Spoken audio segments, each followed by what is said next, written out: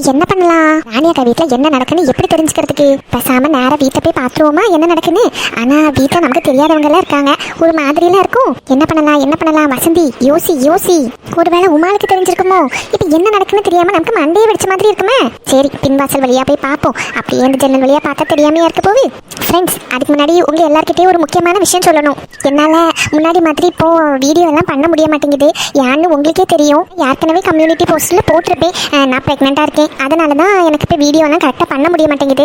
இவ்வளோ நாள் எப்படியோ பண்ணிட்டேன். இப்போ எனக்கு வந்து 9th மந்த் ஸ்டார்ட் ஆயிடுச்சு. இன்னும் ஒரு 2 வாரமோ 3 வாரத்துலேயே எனக்கு டெலிவரி இருக்கும். முன்னாடி மாதிரி எனக்கு உட்காந்து வீடியோ எடிட் பண்ணி வாய்ஸ் ஓவர்லாம் கொடுக்கறது கொஞ்சம் கஷ்டமா இருக்கு. அதனால தான் நான் இப்போ வந்து கரெக்டாக வீடியோ போட மாட்டேங்கிறேன். நிறைய பேருக்கு தெரியும், நிறைய பேருக்கு இப்பவும் தெரியாது. அதனால தான் சரி வீடியோவில் சொல்லிடுவோமே அப்படின்னு நினச்சேன். டெலிவரி வரைக்கும் என்னால் முடிஞ்ச வரைக்கும் நான் வந்து வீடியோ போட ட்ரை பண்ணுவேன். ஒரு வேளை என்னால் முடியலைன்னா நீங்களே புரிஞ்சுக்கிடுங்க. கண்டிப்பாக நான் இன்ஃபார்ம் பண்ணுவேன் உங்களுக்கு. இருந்தாலும் ஒரு வேளை எனக்கு வீடியோ போட முடியலனாலும் என்ன தப்பாக நினச்சிக்காதீங்க, யாரும் கோச்சிக்கிடாதீங்க. வீடியோ பண்ண உட்காந்தா ரொம்ப நேரம் அப்படியே உட்காந்துருக்க மாதிரி இருக்கும். அப்போ எனக்கு கொஞ்சம் கஷ்டமாக இருக்கும். அப்புறம் வாய்ஸ் ஓவர் கொடுக்கும்போதே உங்களுக்கு தெரிஞ்சிருக்கும், முன்னாடி மாதிரி எனக்கு ஆக்டிவாகவே இருக்க முடியல.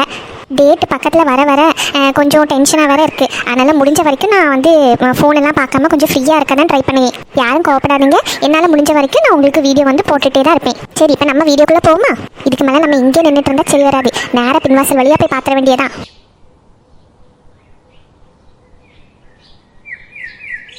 இந்த ஜன்னல் வழியாக பார்த்தா அந்த ஹால் வரைக்கும் கொஞ்சம் லைட்டாக தெரியும். நம்ம இங்கேருந்து எட்டி பார்த்து நம்மளை யாரும் பார்த்துடக்கூடாதே. என்னதான் இருந்தாலும் விஷயம் என்னன்னு தெரிஞ்சுக்காம எனக்கு தூக்கமே வராது. சரி, இந்த ஜன்னல் வழியா மெதுவாக பார்ப்போம். என்ன எல்லாரும் நிக்கிற மாதிரி தான் இருக்கு. என்னதான் நடக்குது உள்ள? ராணி, சத்யா ரெடி ஆயிட்டானா? ஆமாட்ட, ரெடி ஆயிட்டு இருக்கா. இப்ப வந்துருவா. நல்ல நேரம் போய்கிட்டே இருக்கு. அதுக்கு முன்னாடி பொண்ணு காமிச்சீங்கன்னா நல்லா இருக்கும். இல்ல, இப்ப வந்துருவா. இவதான் என் பொண்ணு, மூத்தவா. பேரு சத்யா. சத்யா, எல்லாருக்கும் காஃபி குடு மக்களே. சரி ஆச்சி, காஃபி எடுத்துக்கோங்க. பொண்ணு கண்ணுக்கு லட்சணமா அழகா இருக்கா. ஏ ராணி, நீ என்ன பண்ணி வச்சிருக்க? இது என்ன சத்தே? எல்லாம் நல்லபடியா தானே போயிட்டு இருக்கு. நீங்க சொன்ன மாதிரி தானே எல்லாம் பண்ணிட்டு இருக்கோம். ஆமா, எல்லாம் நான் சொன்ன மாதிரியே போயிட்டு இருக்கு. ஏதே, இப்ப என்னாச்சு? நாங்க இப்ப என்னதான் தப்பு பண்ணிட்டோம்? இது அந்த பிள்ளை பொண்ணு பார்க்க வந்திருக்கு. இப்படி சுடிதார போட்டு கூட்டிட்டு வந்திருக்க. ஒரு சேலை கட்டி கூட்டிட்டு வரணும்னு தெரியாத உனக்கு? உங்க வீட்டுல உனக்கு இப்படிதான் சொல்லி தந்தவளா? நான் அவகிட்ட சொல்லி இந்த விஷயத்தை ஒத்துக்க வைக்கிறதுக்கே ரொம்ப கஷ்டப்பட்டேன். இதில் அவள் சேலையெல்லாம் கட்டிட்டு வரணும்னா ரொம்ப கஷ்டம். எத்தே புரிஞ்சுக்கோங்க அத்தே. நானும் இவ்வியல எல்லாத்துக்கும் சரின்னு சொல்ல மாதிரி பிள்ளைங்க அப்படி நிற்காதுல்ல. ஆமாம், எல்லாம் நீ வளர்த்து விட்ட லட்சணம். ஒழுங்காக வளர்த்துருந்தா பெரியவங்க என்ன சொன்னாலும் கேட்டிருப்பா. அதை இந்த லட்சணத்தில் வளர்த்து விட்டுருக்கில்ல. இவளெல்லாம் கல்யாணம் பண்ணி கொடுத்து கரை சேர்க்கறதுக்கு முன்னாடி நம்ம உசுறு போயிரும் போல இருக்கு. இந்த லட்சணத்தில் கல்யாணம் வேண்டான்னு ஒரு பேச்சு வேற. வந்தவங்களுக்கு கெட்டி கொடுத்துட்டு பேசாமல் இருக்கிறதுக்கு வழியை பார்ப்பாளா? சரி, பிள்ளைங்களுக்கு ஏற்ற மாதிரியே ஆடுறதுனால தான் இப்படி இருக்கு. என்னம்மா, என் பேத்தியை பிடிச்சிருக்கா? கடவுளே, சத்திய பாவம். அவங்களுக்கு இந்த கல்யாணத்துல விருப்பம் இல்லைன்னு சொல்லிட்டு போனா நல்லா இருக்கும். அவ மூஞ்சி பார்த்தாலே கஷ்டமா இருக்கு. இவங்க என்னதான் சொல்ல போறாங்களோ? ஆதி, அவங்க போறதுக்கு கிளம்பும் போது எப்படியாவது அந்த பையனை மடக்கி பிடிச்சி விஷயத்த சொல்லிடணும். என்ன ராம் சொல்லதுக்கு அந்த கிளவி இருக்கிறது வரைக்கும் ஒண்ணு நடக்காதுன்னு தான் எனக்கு தோணுது. அதெல்லாம் ஒண்ணு இல்ல. ஒரு பிள்ளைக்கு விருப்பம் இல்லாம கல்யாணம் பண்ணி வைக்கிறது எவ்வளவு பெரிய தப்பு தெரியுமா? அத்தையும் மாமாக்கையும் மூஞ்ச பாருடா, ரொம்ப கஷ்டப்படுறாங்க. ஆமா ஆதி, இப்படியாச்சும் அந்த பையன் கிட்ட பேசினா ஓரளவுக்கு நம்மளால சமாளிக்க முடியும். பெரியவங்க கிட்ட இந்த விஷயத்தை பத்தி பேசி எந்த பிரயோஜனம் கிடையாது. ஆமா, கார்த்திக் சொல்லதுதான் கரெக்ட். அந்த பையனை கூப்பிட்டு பேசி இப்படியாவது இந்த விஷயத்தை இன்னைக்கே முடிச்சிடணும். பாவம் சத்யா, அவளுக்கு விருப்பமே இல்லை. விருப்பம் இல்லாம இப்படி கல்யாணத்துக்கு நிச்சயம் பண்றது தப்பில்ல. ஆமா, சரி, அவங்க பேசியெல்லாம் முடிச்சுட்டு போகட்டும். இப்போ என்ன முடிவு எடுக்கிறாங்கன்னு தெரியல. ஒருவேளை சத்யா கூட அந்த பையனை தனியாக பேசுறதுக்கு எதாவது விட்டாங்கன்னா அவகிட்டே சொல்லலாம். இல்லடா, சத்யா சொல்லிடுவாளான்னு தெரியல. நம்மனா கொஞ்சம் பொறுப்பாக எடுத்து சொல்லுவோம்லாம். அவ இதை பயந்துட்டு சொல்லாம இருந்துட்டானா? யாரு, சத்யாவா? அவ ரொம்ப தைரியமான பொண்ணு. எதுனாலும் அவ ஸ்ட்ரெயிட் ஃபார்வர்டா சொல்லிடுவா. அவளை பத்தி கவலையே படாத. அந்த பையன்கிட்ட டைரக்டா பேசுறதுக்கு ஒரு சான்ஸ் கிடைச்சதுன்னா அவளே சொல்லிடுவா. ஆமாடா, நம்ம கோயம்புத்தூர்ல கல்யாணத்துக்கு போனப்போ அந்த பாப்பிளைக்கு தம்பிக்கு கூட சத்யாவை கல்யாணம் பண்ணி வைக்கிறதுக்கு கேட்டுட்டு இருந்தாங்கல்ல. ஆமாடா, அது வேற ஒரு பிரச்சனையா இருந்துச்சு. ஆனா அவங்க இந்த மாதிரி எல்லாம் எதுவும் பண்ணல. பாருங்க, உங்களுக்கு விருப்பம் இருந்தா நம்ம கல்யாணம் பண்ணிக்கலான்ற மாதிரி தான் சொன்னாங்க. இந்த ஆட்சி இருக்கிறதுனால தானே பிரச்சனை. இந்த கிழவிதான் எல்லா பிரச்சனையும் உண்டு பண்ணிட்டு இருக்கு. இல்ல, அந்த பையன்கிட்ட கூட சத்யா டைரக்டாவே சொல்லிட்டா, எனக்கு மேரேஜுக்குலாம் இப்ப விருப்பம் இல்லை அப்படின்ட்டு. ஆனா எனக்கு தெரிஞ்சு இந்த விஷயத்தையும் சத்யா ஈஸியா சால்வ் பண்ணிடுவா. அவங்க 2 பேருக்கும் பேசுறதுக்கு ஒரு சான்ஸ் மட்டும் கிடைச்சிட்டுனா போதும். ஆமா ராம், 2 பேருக்கும் பேசுறதுக்கு மட்டும் சான்ஸ் கிடைச்சிட்டுனா கண்டிப்பா இந்த விஷயம் இன்னைக்கே சால்வ் ஆயிரும். சரி, அப்படின்னா பாப்போம். நம்மளே இங்க இருந்து எதையாவது சொல்லி 2 பேருக்கும் பேச முடியுதான்னு ட்ரை பண்ணி பார்ப்போம். சரிடா. பாவம் தினேஷ், இதை பத்தி எல்லாம் கேள்விப்பட்டா ரொம்ப ஃபீல் பண்ணுவான். என்ன சரிதா, உங்க பையன்கிட்ட கேட்டு சொல்லு எங்க பேத்தியே பிடிச்சிருக்கா என்னன்னு. அவன்கிட்ட கேட்கறதுல என்ன இருக்கு? நானும் என் பொண்டாட்டியும் என்ன முடிவு பண்ணுவோமோ அதுக்கு அவன் சரின்னு தலையாட்டுவான். விளங்கிரும். சுயமா யோசிக்கிற புத்தி கூட அப்ப இந்த பையனுக்கு கிடையாது போல இருக்கு. அம்மையும் அப்பாவும் என்ன சொல்லுதானோ அதுக்கு தான் தலையாட்டுவான் போல இருக்கு. டே பையனா இப்படிதான் இருக்கணும். அம்மா அப்பா என்ன சொல்லுதாங்களோ அதுக்கு சரின்னு சொல்லக்கூடியவங்க தான் நல்ல பசங்க. என் பேத்தி உங்க பையனுக்கு கல்யாணம் பண்ணி தரதுல எனக்கு முழு சம்மதம். எம்மா வேண்டான்னு சொல்லுமா. இவன் என்கிட்ட கேட்காம எதுக்குமா இப்படி எல்லாம் முடிவெடுக்கிறாங்க? என்கிட்ட ஒரு வார்த்தை பிடிச்சிருக்கான்னு இந்த ஆட்சி கேட்கல பாத்தீங்களா? அந்த பையன் கிட்ட மட்டும் தானே கேட்கறாங்க. அப்ப என் விருப்பத்துக்கு இங்க எந்த ஒரு வேல்யூவும் கிடையாதா? நீங்க என்னங்க இது? பெத்தவங்க நிக்க நம்ம ரெண்டு பேருக்கிட்டையும் விருப்பம் இருக்கா இல்லையான்னு ஒரு வார்த்தை கேட்கல. கல்யாணம் பண்ணிக்க போறவங்க 2 பேரு, அவங்களோட சம்மதமும் இங்க தேவை கிடையாது. அந்த பையன்கிட்ட மட்டும் கேட்டிருக்காவ. சத்தைகிட்ட ஒரு வார்த்தை கேட்கல. உங்க அம்மா என்னதான் நினைச்சிட்டு இருக்காவ? எனக்கு வாய் படப்படான்னு வருது. நான் ஏதாவது சொல்லிட்டோம்னா அவ்வளோ. ராணி நீ சும்மா இரு. நம்ம பிளான் பண்ண மாதிரி இன்னைக்கு இவங்க பேசி எடுத்துட்டு போவட்டு. இப்ப என்னப்பா சொல்லிட்டு இருக்கீங்க நீங்க? சத்யாம்மா உனக்கு அப்பா மேல நம்பிக்கை இருக்குல்ல? உனக்கு விருப்பம் இல்லாம இந்த கல்யாணம் நடக்காது. நீ எப்ப ஆடுபட்டனாலும் இது எல்லாத்தையும் நான் நிறுத்திடுவேன். அப்ப இப்பவே சொல்லிடலாம்ல. இன்னைக்கே இப்படி பேசிட்டேன்னா உங்க அம்மா இதுக்கப்புறம் எதுவும் பண்ண மாட்டாவ. அவங்க முன்னாடி ஏதாச்சும் பண்ணி அப்புறம் என் கௌரவம் போயிட்டு என்னோட மரியாதை போயிட்டு அது போயிட்டு இது போயிட்டுன்னு அலப்பற பண்றதை விட தனியா கூப்பிட்டு வச்சு பேசுறது தான் நல்லது. சரிப்பா, அந்த பையன்ட்ட எனக்கு பேசுறதுக்கு ஒரே ஒரு சான்ஸ் மட்டும் வாங்கிட்டாங்க. நானே அவன் மூஞ்சில் அடிச்சாலும் சொல்லிடுவேன் எனக்கு இந்த கல்யாணத்துக்கு விருப்பம் இல்லைன்னு. சத்யாம்மா அப்படியெல்லாம் பண்ணக்கூடாது. பாரு அந்த பையனை கூப்பிட்டு நானோ ராமோ நாங்கள் யாராவது ஒருத்தர் பேசுவோம். நீ சின்ன பிள்ளை, உனக்கு ஒன்றும் தெரியாது. நீ பாட்டுக்கு ஏதாவது சொல்லிட்டு மாதிரி ஆச்சி காதில் விழுந்துச்சுன்னா என்ன நடக்கும் தெரியுமா? ஆமா, நீங்க எப்ப பாரு இந்த கிழவிக்கு பயந்துட்டே இருங்க. இந்த கல்யாணம் மட்டும் நடந்துச்சு நான் இங்க இருக்கவே மாட்டேன். எங்கேயாவது நான் போயிடுவேன். சத்யா அவ கோவப்படுறதுல என்னங்க தப்பு இருக்கு? நம்மளால ஒண்ணுமே பண்ண முடியல. நீயும் புரிஞ்சுக்காம பேசாத ராணி. நேற்று என்ன நடந்துச்சுன்னு பார்த்தேலாம். ஒன்று கிடக்க ஒன்று ஆயிடுச்சுன்னா என்ன பண்ணுறதுக்கு? நீ பேசாமல் இரு, நான் பார்த்துக்கிட்டேன்.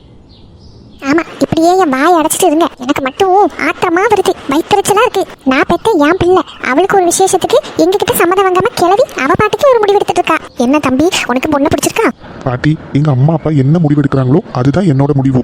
அவங்க என்ன முடிவெடுத்தாலும் எனக்கு சம்மதம் தான். தம்பி இருந்தாலும் சொல்லியா உனக்கு பொண்ணை பிடிச்சிருக்கா இல்லையா? பொண்ணுகிட்ட எதுவும் தனியா பேசணுமா? நீங்க சொன்னா சரிதாப்பா. நீங்க என்ன முடிவெடுத்தாலும் சரிதான். அடடடே தங்கமான பையன். நீங்க உங்களோட பையன்கிட்டையும் மருமக கிட்டையும் கேட்டு பாருங்க. அப்படியே பொண்ணுகிட்டையும் ஒரு வார்த்தை கேட்டுருங்க. ஏன்னா கல்யாணம் பண்ணிக்க போறவங்க அவங்க 2 பேரும் தானே. அவங்க 2 பேருக்கும் சம்மதம் இருக்கணும். அதை விட முக்கியமா பொண்ணோட அம்மா அப்பாவுக்கு பிடிச்சிருக்கணும். சரிதா, நீ என்ன சொன்ன? என் பையன் என் பேச்ச மீற மாட்டான். அவன் நான் என்ன முடிவெடுத்தாலும் அதுக்கு அவனுக்கு சம்மதம், அப்படித்தானே சொன்ன? ஆமாத்தே, அதே மாதிரி தான் என் பையனும் மருமகளும். நான் என்ன முடிவெடுக்கிறனோ அதுதான் இந்த குடும்பத்தோட கடைசி முடிவு. என் பேத்தியும் அப்படிதான். நான் என்ன முடிவெடுத்தாலும் சரின்னு சொல்லுவா. அட கேட்டு கிளவி, உன்னை இன்னைக்கே நான் போட்டு தள்ளிடுவேன். அப்படியா? ரொம்ப சந்தோஷம். சரி, நம்ம எல்லாருக்கும் சம்மதம். இருந்தாலும் ஒரு வார்த்தை பையனும் பொண்ணும் தனியா பேசிக்கிட்டோம். ஐயா, அதெல்லாம் எதுக்கு? கல்யாணத்துக்கு முன்னாடி இப்படி தனியா பேசுறது எடுக்கிறதெல்லாம் நல்லாவா இருக்கு? அதெல்லாம் அந்த காலத்துல. நம்ம காலத்துல அப்படி இருக்கும். இப்போ அப்படியெல்லாம் கிடையாது. கட்டிக்க போறவங்க 2 பேரோட சம்மதமும் முக்கியம் இல்லையா? தம்பி, நீயே அந்த பொண்ணுகிட்ட ஏதாவது பேசணும்னா பேசிக்கோ. உனக்கு ஏதாச்சும் கேட்கணும்னா கேளு. பொண்ணுகிட்ட கல்யாணத்துக்கு சம்மதமானு கேட்டுக்கோ. சரியா? சரிம்மா. ஏடி, இங்க பாரு, அவங்க 2 பேரும் பொண்ணுகிட்ட தனியா பேசுறதுக்கு சொல்லிட்டு இருக்காவ. மாப்பிள்ளையும் பொண்ணும் தனியா பேசணுமா? எனக்கு இதுல சுத்தமா விருப்பம் கிடையாது. இங்க பாரு, உன் பிள்ளை அவன் கிட்ட போய் ஏதாவது இடக்கு முடக்கா பேசிச்சின்னு வச்சுக்கோ, அதுக்கப்புறம் நடக்கிறதே வேற. அத்தை, அவங்க 2 பேரும் தனியா பேசணும்னு சொல்லுது 2 பேருக்கும் ஒருத்தர் கல்யாணத்துக்கு விருப்பம் இருக்கான்னு கேட்கறதுக்கு தானே.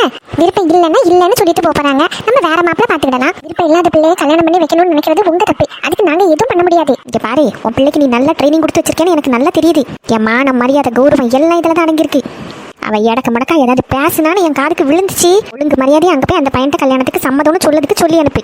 ஏதே, அது அவங்க முடிவு. இதுல நம்ம எப்படி தலையிட முடியும்? நான் என் பிள்ளைகிட்ட அப்படி சொல்ல மாட்டேன். எனக்கு அதெல்லாம் தெரியாது. சத்யா அந்த பையன்கிட்ட போய் எனக்கு கல்யாணத்துக்கு சம்மதம்னு சொல்லணும். எண்ணி 2 மாசத்துல கல்யாணம் பண்ணி வச்சிருவேன். ஒழுங்கு மரியாதையை அவகிட்ட போய் பேசி. எங்க இன்னும் நான் இதை கேட்டுட்டே நிக்கணும், நீங்க சொல்லுவீங்களா? ராணி கொஞ்சம் பொறுமையா இரு ராணி.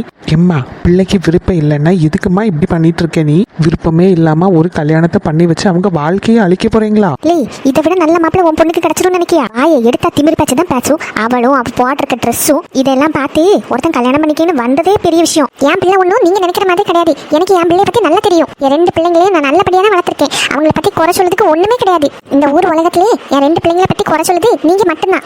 இவரு அதிக பிரச்சனை பேசணும்னு வச்சுக்கோ, வாயை கிழிச்சிருவேன். எம்மா, உங்க 2 பேரும் சண்டையை அப்புறம் வச்சுக்கிடுங்க. இது என் பிள்ளை வாழ்க்கை சம்பந்தப்பட்ட விஷயம். இங்க பாருல, அம்மா அப்பா சொல்லதை எதிர்த்து பேசாம தலையாட்டுற பையன் இந்த உலகத்திலே இருக்க மாட்டான். அந்த மாதிரி நல்ல பசங்க இருக்கிறதே பெரிய விஷயம். நல்ல பையன், நல்ல உத்தியோகத்துல இருக்கான். உன் பிள்ளைய அவன் நல்லபடியா பாத்துப்பான். இன்னமும் இப்படி திமிரு பிடிச்சு உன் பொண்டாட்டி பேச்சு கேட்டுட்டு தான் நீ ஆட போறேன்னு வச்சுக்கோயேன். நேற்று நான் சொன்னதுதான் இந்த வீட்டுல நடக்கும். மிரட்டுகனெல்லாம் நினைக்காத. ஒழுங்கு மரியாதையை உன் பிள்ளை கூட்டிட்டு வந்து எனக்கு இந்த கல்யாணத்துல சம்மதம்னு சொல்லிட்டு வர, புரியுதா? எல்லாம் என் தலை எழுத்து. ராணி போ பிள்ளைய கூட்டிட்டு வா. இந்த கிழவி பேச்ச கேட்டுட்டு ஆடிட்டு இருக்கீங்களா? எனக்கு ஒண்ணு வாயில வருவு நல்லா. இதுங்க ரெண்டு பேருக்கு நடுவில் என் மண்டை தான் வெடிச்சு போகுது. பேசாம ஏதாவது லெட்டரை எழுதி வச்சுட்டு கண்காணாத இடத்துக்கு ஓடி போயிடலாம் போல இருக்கு.